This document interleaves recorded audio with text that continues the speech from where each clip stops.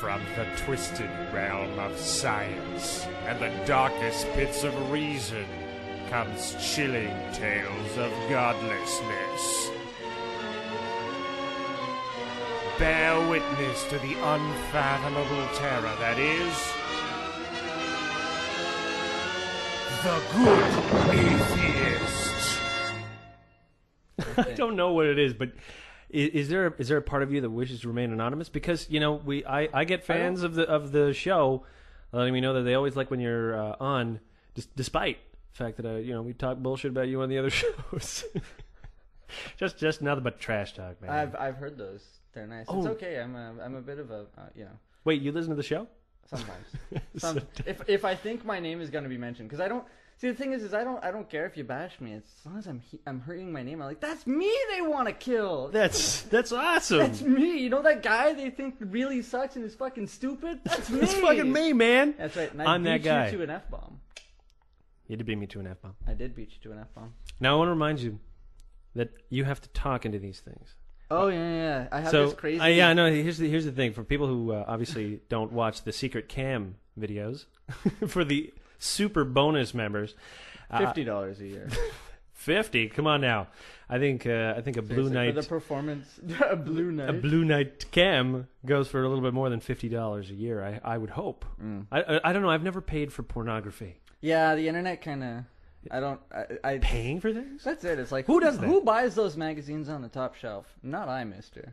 I want to know what happens to the porn industry when the baby boomers, die and Christians stop, downloading all that porn, because I think it's fairly obvious now. Christians don't download porn. Well, didn't you may not have remembered this, but a couple of months back I wrote something about a new poll that had shown that states that have higher religious rates also buy much more pornography. The conservatives were more likely to purchase pornography than others, and I think it's just probably the reason. Those stupid stereotype that everybody jokes about, that they can't get Christian guy that's really sort of like really religious, but secretly he's a pervert. You remember you watch those movies, you're like, this is stupid. No one's like this. Oh, I think they are. The stereotype exists for a very, very, very good reason, because there's a lot of people that are sexually repressed because of religion. Yeah. No. And no. And the whole shame thing, masturbation thing, I believe the Catholics are quite acclimatized to that. So Protestants, you can just borrow that degree, their shame. Like you also don't like to play with a putty. That's something you share in common, The Puritans. I love this notion that everybody has. The Catholics are supposed to be the really conservative, orthodox type, and Protestants, they're reformists. So obviously they're going to be, more freewheeling. Yeah, they're like, well, Martin Luther, he married, and that was the big controversy. That's what.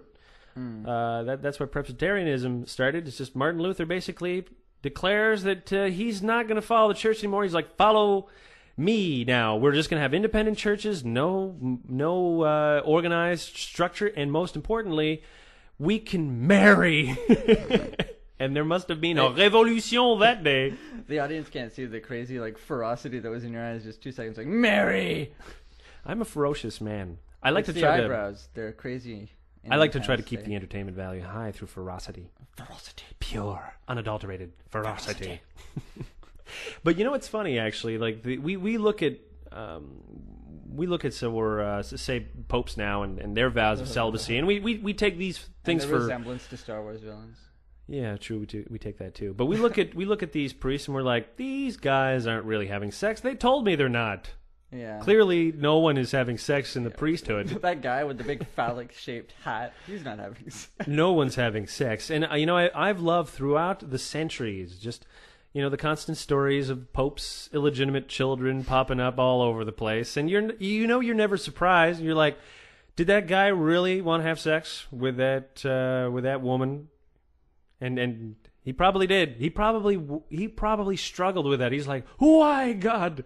Why do you make my loins burn when she is close? Fair enough. And he must have had a rough day, Like after that happened, that moment of shame. Yeah. You familiar with a moment of shame after sex? No, I guess You're a lucky I'm man. already. I You're a do lucky I man. do plenty of shameful things during sex, so I'm not too. Shameful things. Yeah, I'm pretty much like. You're deviant. Is this the? This like, is not the we're grilling you in your sex life thing though. You don't need to worry about that. I wanted to talk about it. Let's not. Come on. Let's not really.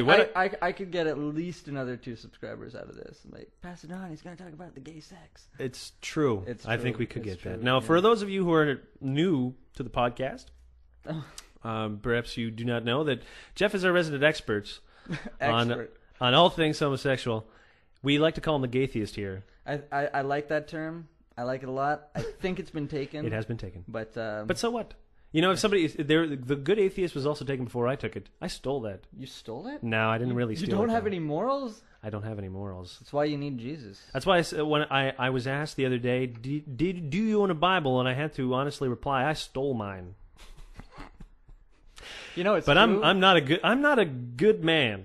No, it's just you're good at being. Isn't it just you're good at being an atheist? Oh yeah, like, absolutely. That's what it is. Oh, that's what I'm good at.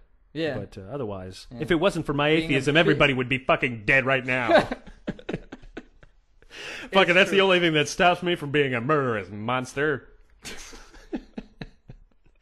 These are some of the comments that I've read actually in Oh yeah. Atheist Revolution. I like their Okay. site. It's a good site. I shall have to check it out. I get mentioned on there, so I find that they're good. Oh, so I'm like, thank you. thank so you for much. mentioning me on your website. It Do can some be more. it can be a little bit tough. I don't know. There is a lot of there's not a lot of sharing going on sometimes with some of these blogs, but I kind of understand why. There's a bit of a competitive nature. We're competitive people. Yeah, and of course the whole herding cats. Herding cats, yeah, exactly. Yeah. It's that Herding sheep I mean, is kind of easy. Well, if you want to herd cats, I mean, is there anything more catty than a bunch of bloggers? You know. Oh. Snizzap. Damn. So I've always found myself that I really don't like if I see a site, no matter how just noobish or if it's got one page and that's all there is, if that's where I saw it, I'm like, I will link to it because it's something of interest. Yeah. That's what the whole internet is about. I mean, I don't think that you lose anyone by suggesting other sites. No. As long as you have a quality site, it should be all good, right? It should support itself. That's what I would say. That's what I would assume. How many real hours do you spend browsing your favorite sites? My favorite sites? Yeah, like your list. I don't know if you've got how big is your list of favorite sites? Honestly, I don't use too. My favorite sites would probably be like I check my own, and then I check yours, and then there's like I'm such a geek. There's like the game trailers and the I check zero those out. punctuation. Oh yeah, and fuck. the basically nerd the gamer aspect of it. Yeah. I'm also a horrible kind of a complete nerd when it comes to that kind of thing. Actually, that's true. Actually, Not a nerd. I was like, yeah, we were discussing like Battletoads and Super Mario Brothers in the last. I gave podcast. everybody a warning about that. Oh yeah, We used that as an example. I thought it was a good example. the Battletoads. Yeah. I forget what the context. I guess we can just go back. They can go back. Yeah. Go back. Go back. It's available. It's two shows back. It's two only bonus two? shows. Really? back. It's like every other bonus show I should participate in. I guess that'll Come on, I guess fans, that'll depend on the talk response. me Now up. the one thing I wanted to bring you on to talk to everybody about is something called DOMA. Now, you linked this to me. I did not know what it was. I did try to read some of it, but it's like honestly one of those things that I cannot delve myself too deeply in. But I thought, well, here's someone who has a passion for it. They can come on and explain it to me because I'm very confused. Tell me, what is DOMA? DOMA is the defense of. It's an American act. Came around in 1996. It's the Defense of Marriage Act. Basically, how it happened was that back in '93 there was some talk in Hawaii. People were making a stir about considering gay marriage, considering actually making it legitimate, or just opening the floor to discussion. Right. All right. And people got friggin' scared, and they're like, "Oh, well, we can't. We got to do something. We have to do something." So basically, they passed in '96. I think it was the Clinton administration that passed it. That the Defense of Marriage Act, and basically what it says, it's got two, let's say, clauses, main clauses, right? Because under the Constitution, there's this. I forget what they're called, acts or Bills? I don't know. And Doesn't matter. It states that any agreement or any contract that's valid in one state is viewed as valid. So property rights on vehicles. Yeah, exactly. It's basically like home ownership, that kind of stuff. Exactly. Like, so you can't like leave the state and have your contracts or your agreements null and void, and marriage falls under that. But to make sure that, you know, if there were any homos getting married in Hawaii, that it would never, you know, Well, you wouldn't want that. No, not in Hawaii. Not Hawaiians. Could you imagine what happened to the tourism industry if there were, if the gays took over Hawaii?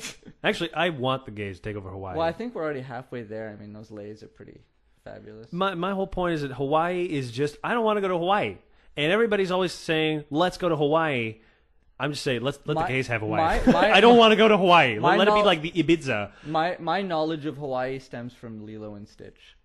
Mine too. That's what I'm saying. Like, I mean, apart from that, and the fact that everyone tells me that it is a tourist trap. Yeah, well, duh. Who would know? Do you? Yeah, but like, exactly. the last thing that I would want to do, especially if I ever got married and shit like that, would be to go to Hawaii. I'm like, yeah, I have no imagination. Let me go to Hawaii. I'm also going to go to Disneyland. Yeah. And Paris, because I have no fucking imagination. Yeah, there you go. Anyway, so getting back to the story, it was basically it was in an effort to quarantine gay marriages to like the individual states where they took place. Basically, what it said, it's that it only recognizes marriage between one man and one woman. That's it. That's all. Regardless of what the other states. So this is an interstate agreement. Yeah, basically, it's like a federal act that's like you can't. It actually, the second condition is the federal government for any purposes doesn't recognize same-sex marriages, or same-sex relationships, even if they're counted as marriages. So basically, what it's saying is that it's on a federal level. Yeah, if you need to go to like federal court over anything, or just you're out of luck. Sorry. It's like you were just butt buddies. Kinda, yeah. Well, yeah, they should have called it the Butt Buddies Act. Well, you have to understand, it wasn't just to, and you can't tell I'm being very sarcastic. It wasn't just to prevent gay marriage. Oh, go on, sarcastic Jeff. It was to prevent the marriage of children and of incest. You know, it's a serious problem. Seriously, let's get some laws over there. I think there should be a law saying, passed to protect 16-year-olds from marrying their uncles. There are already laws that prevent you don't say. Really? It's true. Really? No new law was needed on those fronts. I find that fascinating. I wonder if they knew that when they wrote that act. I got to tell you, I think they did. But I can't speak for them. No. So why is DOMA being in the news? What is the news now? Like there's something that's happened too. I got an email. There's somebody else involved now. It's come back to the surface. It's sludged its way back up. It has. Well, there was always an argument that it violated the full faith and credit clause of the Constitution, which was states honored in one province, or contracts clauses honored in one state had to be honored in any state. Right. And that was like a big violation. It was like, no, this makes it not the case for gay marriage. And lo and behold, someone who's not Pat Robertson helps release this document, because there was a court case that was generated as a result of DOMA being unconstitutional and illegal. And while I can't argue the legality of the case, it was actually Barack Obama, our ally, and he's not an ally. Our friend. No, there was a bit of eye rolling there. Radio. I gotta remember I'm on the radio. Or the interwebs radio. It's the microphones. You're on the microphones. I'm on the microphones. You're on the webs, I guess. I'm on That's the intertubes. Intertubes. Yeah, the intertubes. Yeah, all 6 of them. Okay. So yeah, what I was saying is, so Obama's people, his administration intervened, and they published this document saying, okay, well, they don't have a leg to stand on, and that's bad enough. But to add insult to injury, this is like a 54-page document, and they basically. It's ensconced in legalese. Oh, it really is. I had to read over it so many times, and even then I'm just like, what is being said here? But it goes on to argue how any further attempts to deal with the issue, the legality of the DOMA Act are pretty much not going to be recognized or a big waste of time. You know what that is? It sounds like a giant force field. It Force is, field's up. it is.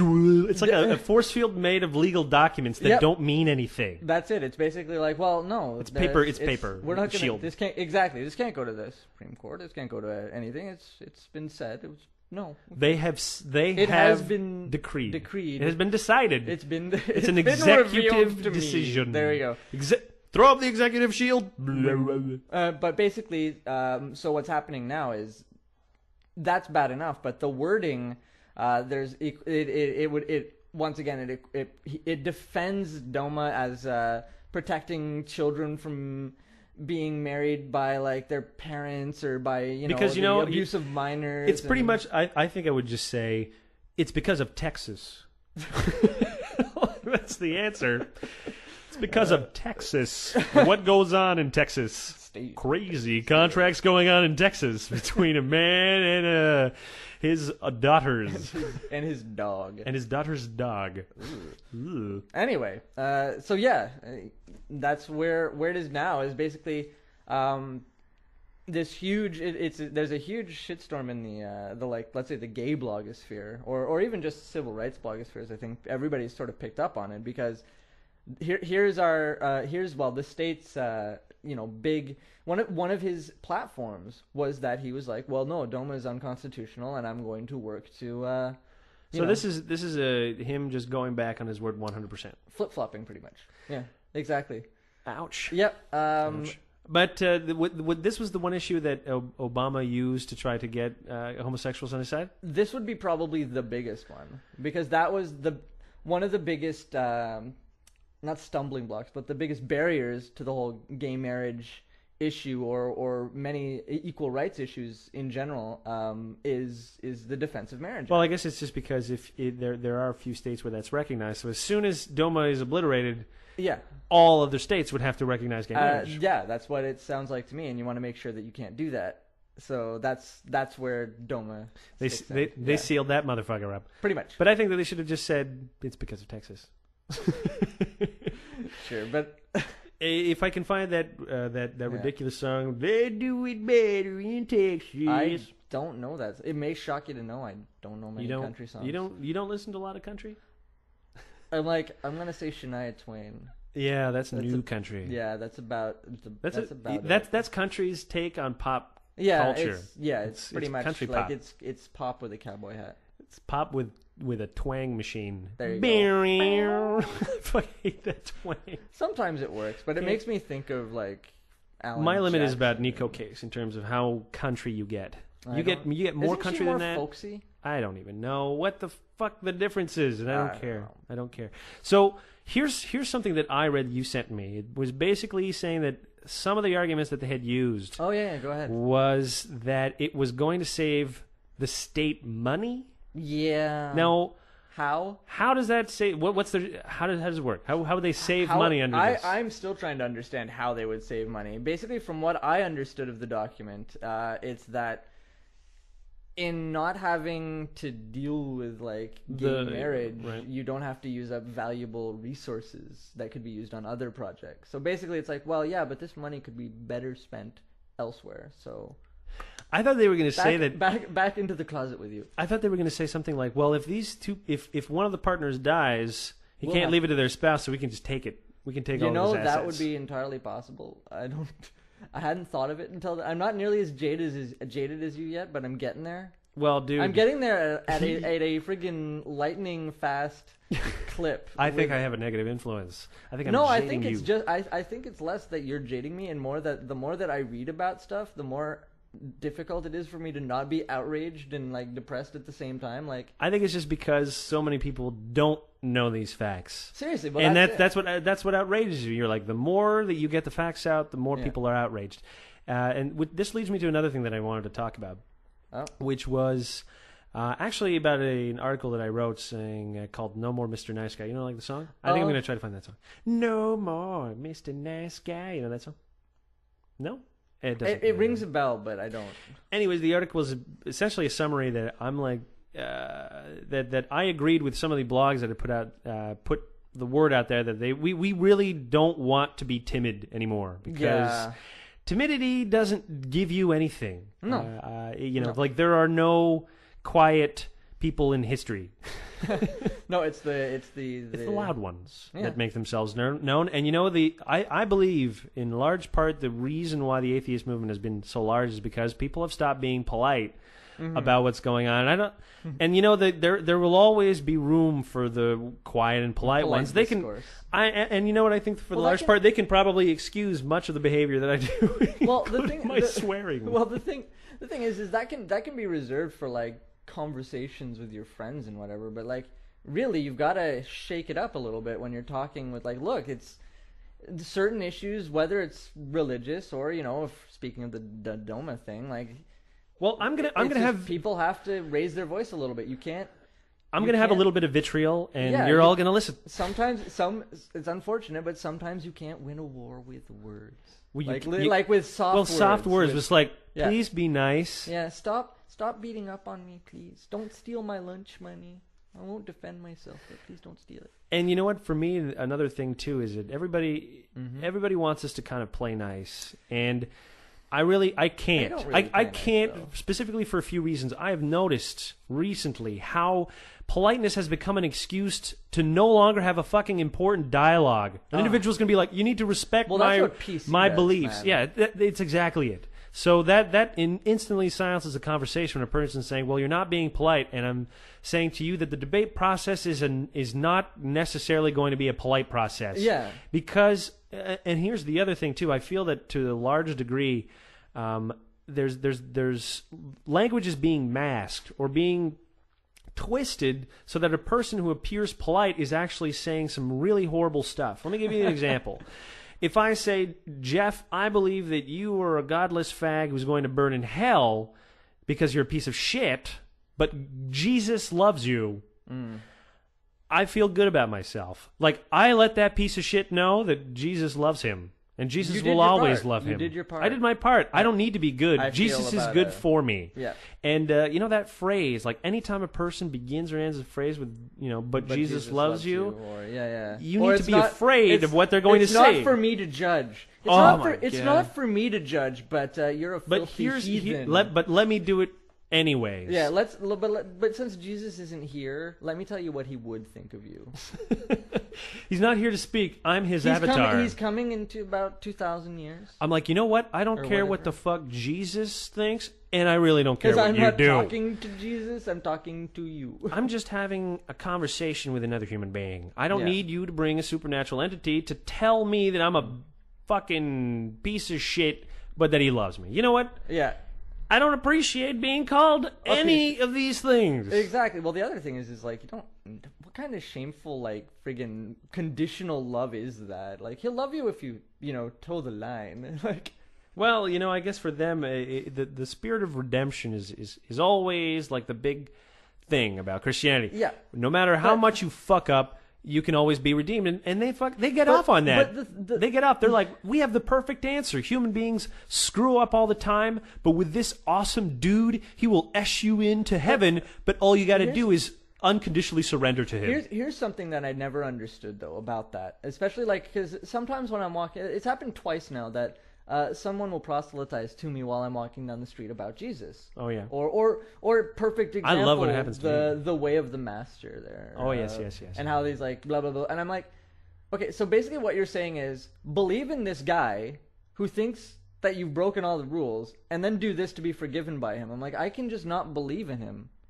Well, it's a bit of that middleman shit. Well, this is the thing. Is like, you know what? You are one step of the ladder that I'm just going to kind of bypass. Well, that's it. It's like, you're the one telling me I'm a piece of shit. Why do I need to why do I need to prove myself to you? Like, but if you think about it, a lot of our lives, or a lot of people's lives, are really dictated by that kind of relationship. I mean, think about how many individuals that are currently listening, even right now, feel paralyzed because their parents do not approve of who they are. Mm-hmm. And because they don't approve of who they are, like, they feel a sort of sense of guilt, right? They're like, I wish I wish that my parents would approve, and then they decide that they're going to dedicate their lives to seeking that, and it is impossible because for some individuals, you cannot please them, all right? There is something perhaps broken about them, tragically so, where they are so jaded about life that they believe that you will only fail, and these are not individuals that you should be listening to. They have a fucking negative attitude, and you need to distance yourself from them. You can love someone, but obviously not admonish or listen to everything they say. Yeah. And when a person shits on you, that's definitely the last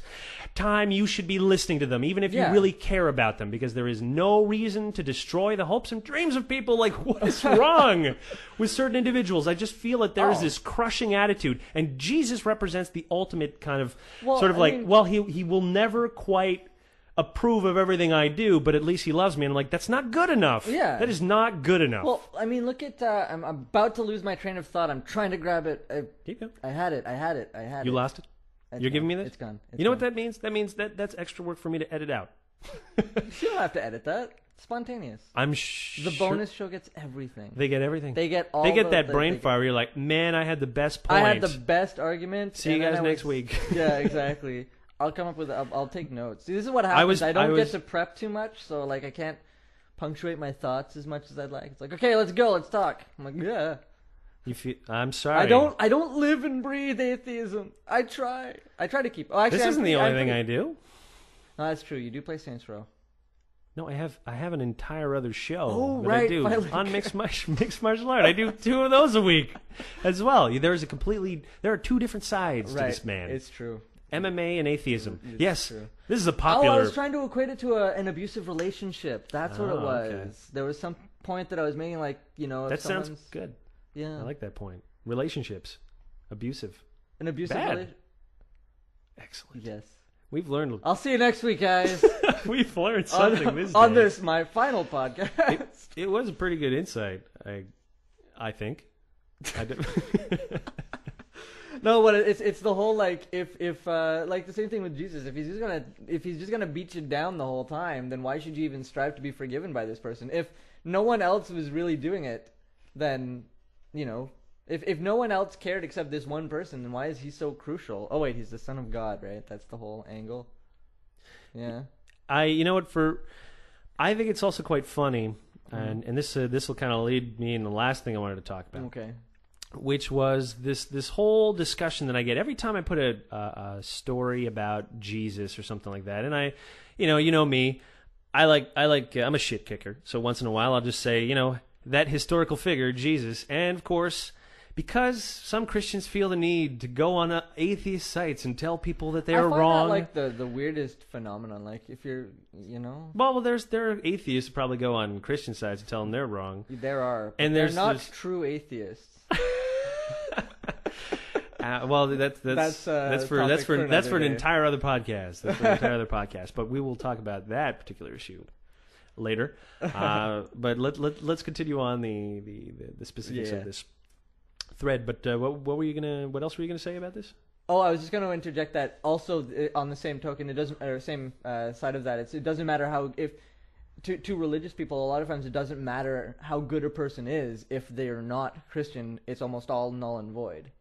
That was the other. Right. Okay. That was For the most part, too much hype for not enough delivery there. I wrote an article that I wanted some of the visitors of the site to sort of see, which was basically saying, like, okay, look, I understand that you want really hard for the evidence of Jesus to be overwhelming, for every historian to sort of accept this as true. And then that somehow lays the foundation for you to believe, well, if Jesus existed, then the New Testament was real. If the New Testament was real, it prophesies the Old Testament. If the Old Testament is real, then the Bible is the Word of God. Absolutely. And there you go. We have ourselves a manual. And that's basically how you love to see it. And it's a tight little package when you present it that way. But it is unfortunately logical, slippery slope, if you've ever heard one. Number one, I mean, the rules for evidence of what you consider to say, well, I will accept that this historical figure existed and this historical figure did not exist. And, once in a while people will pop up. Say in mythology, you're looking at, did Achilles exist? All right, this is a question because he is in a mythical tome in a sense.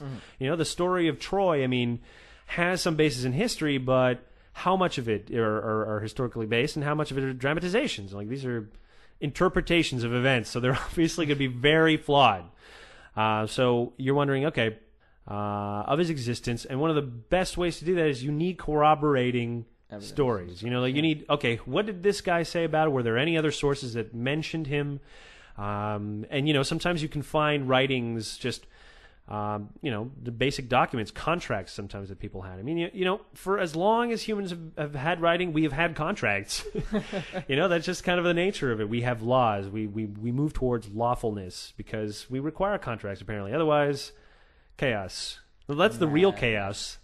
If we lose the lawyers, we lose everything. Back up for a second. I want to go back to what we were talking about before, which was people who decide to go on the site and post. Right. So I was basically talking about the rules for evidence of what you consider to be historically true, and when you look at Jesus, the evidence is, I mean, you want to talk scant. I mean, there are maybe 2 or 3 historians that mention anyone that would fit the description of Jesus, but is never named. A figure is apparently mentioned, Christus, but all that means is the anointed one, like a mystical figure that's supposed to be messianic. I mean, I don't doubt that there were many individuals that were considered messiahs at the time. There were thousands. There was a plague of messiahs. There were so many. Okay. I mean, that's why, like, the likeliest candidate, I feel, if you're going to talk about Jesus, is a guy like, say, Apollonius, right? Or there's like Mithra as well, right? Well, I mean, those are older stories. Like I think in terms hero of figures, let's say. Yeah, hero figures have a similar story. I would say that the story of Jesus Christ, for instance, is an obvious fabrication because it follows the common rules that you have in all hero stories. He is born of a king. You know, he returns to the city to claim the throne. He is he disappears when he was born on the 25th of December or during the the winter solstice. And died on the vernal equinox and raised 3 days later on a hill, on a cross. Yeah. I mean, this is obviously mythology from different elements. I mean, when you understand the history of how stories work, and you also understand what kind of evidence do you have of a person's life? I mean, you can say, well, Jesus existed, but are the events of the Bible accurate? I'm like, what, are you kidding me? I mean, like, are the events of, you know, the story of Hercules, do you think this is a real story? Right. Hercules was probably a real guy, but I don't think he was born of a god, and he didn't kill any snakes when he was a baby. No. And he didn't fight the Hydra either, did he? I think the only thing he probably did was he probably did go crazy and murdered his wife and children. Like, he probably did that for real. That's what actually Hercules does. Really? Yep. Wow. Yeah, he kills his wife and kids. Disney does not. Yeah, you know what? I watched that movie the other day, the Hercules movie. It sucks. I mean, it sucks balls. I'm not a big fan of it. It's really not good. No. I mean, the animation is crappy. The voice work is crappy. The girl, I don't even remember her name. Oh, awful. God, the only thing that's Megara or Meg, I think. Who cares? Whatever. Yeah. It was a terrible movie. The only one that kind of saved it almost was James Woods, but he was trying to pull something out of head. I mean, Bobcat Goldthwait was on that. It was awful. He? Oh yeah, he was like one of those Pain little and demons. Panic there, one of those two. I mean, they don't watch way too many cartoons. You do. You watch too many cartoons. This is terrible. But let's go back to the Jesus historical thing. Existence. Yeah, I mean, you have to understand the difference between mythology and history, real events of history. And when you look at, say, the claims that he was arrested, by Pontius Pilate and stuff like that, and there is no indication that anything of the sort happened. There's no trial. There's no criminal. I think it's Beelzebub, or I forget what his name is. It's basically because before Jesus is killed, the Jews are given a choice: either kill Jesus or release this known murderer. I don't remember the name of the murderer. I think it's Beelzebub. No, wait, that's not. No, that's like another. I don't remember. But it doesn't matter. Yeah, I know the story. Yeah, I'm sure I'm going to get I'm sure somebody's going to say, "You really didn't do your research, Jake." I'm sorry. Sometimes when you have a conversation, you got to pull names out of your head, and it is not 100%. Sorry. Yeah. Sorry. It's okay. I'll forgive you this time. But anyways, there's no records of this at all. Just there is none, right. And obviously you would expect them if the stories were true. So there is no corroboration that the stories of the Bible are true, and that's the most important thing, because outside of the Bible, no evidence of any claims. A historian can say, yes, a man by the name of Jesus existed, But that is it. There is no corroborating any of the stories of the Bible, and therefore, I'm sorry, that classifies as mythology, particularly when you look at all the elements. Not only the elements that conflict, say Luke and Matthew's genealogy, which don't fucking match. That's a big problem here. Oh, no! The creative dancing around that is? Is this the one where, like, the devil went back in time and... No. This one's a lot simpler. They say, like, the reason there's discrepancies is, like, well, one's the bloodline of Mary and the other is of Joseph. And I'm like, well, he wasn't fucking born of Joseph, so why would you even care? Yeah, Joseph got really screwed over. I'm sure he probably was the dad, but when you're the son of a god, there's no room for the dad. Yeah. But it wasn't even that originally. I mean, the only reason why it is the born of a virgin actually is, from what I understand historically, was because of a typo in some of the copying between ancient Greek and ancient Latin. Virginia. What? It was supposed to be young maiden gave birth to a king, but it was young virgin. And that basically... remember that whole Council of Nicaea that keeps the Nicene Creed, when everyone decided what is it that we believe? Right. Well, there's obviously going to be lots of different canonical books that are going to try to explain how all the mythology fits together. Because remember, everyone, this is mythology. Okay, so when you decide to say... many different writers. There are many different writers, many different interpretations, because you're going to take a classic character like the character of Jesus, and you're obviously going to want to expound on his life because you're making this shit up. You can say anything you want. He turned some people into goats. I mean, there's some Gnostic Gospels that claim that he was a giant little prick. Yeah. So did I just say Jesus was a shit? Jesus was shit. At least in the Gnostic Gospels. Wow. I'm gonna.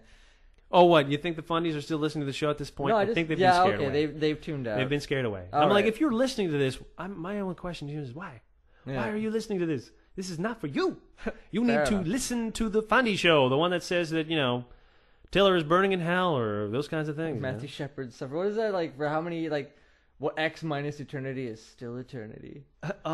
That is a fucking twisting it right there in the wound. Yeah, but to be fair, those are that's the Westboro Baptist Church. I think even in terms of radicals, they rank like a league ahead. To be fair, they could teach us a thing or two about radicalism, about hatred, about hatred. Yeah. All right, with that, you know what? We'll just wrap up the show with that. I just felt the need to point out to everybody that if you're going to come on the site and just tell me that there is a historical evidence for Jesus, I'm going to remind you that there is no historical evidence for any of the deeds that are in the Bible, and it's kind of the whole thing you kind of need to prove. I mean, you want to tell me that a guy really existed? I'm not going to pray to Achilles, all right? Sure, he was a great warrior, and maybe he was the son of a god, but you know what? He's not my bag. He is not my bag, and I'm not going to take your fairy tale literally, like, get off my back.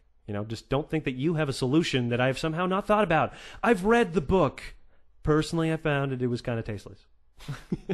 I read some of it. It gets really dry and boring. Like, I can't blame people for skip skimming most of Genesis. Do yourself that favor. Yeah. The begat stuff? Begat, yeah. Up to like 900 of them or something fucking ridiculous. Yeah. Not anything you need to lull you into that weird state. It's almost like hypnotic. Begat, you will believe it's like, why does anybody need to memorize it? Anyone that really is going to want to memorize all that? What did half of those guys do? Nothing. Exactly. All they did was they had kids. They fucked. They had it. children. They successfully passed on their seed. Congratulations, you got a fucking footnote. You were in the credits of the Bible. That's what you were in. As breeders. You did good. All right, with that, we will catch you on Friday. I think I'm going to actually have a special guest because Ryan's going on a trip. So it's 2 shows without Ryan. So hopefully no one will flip out.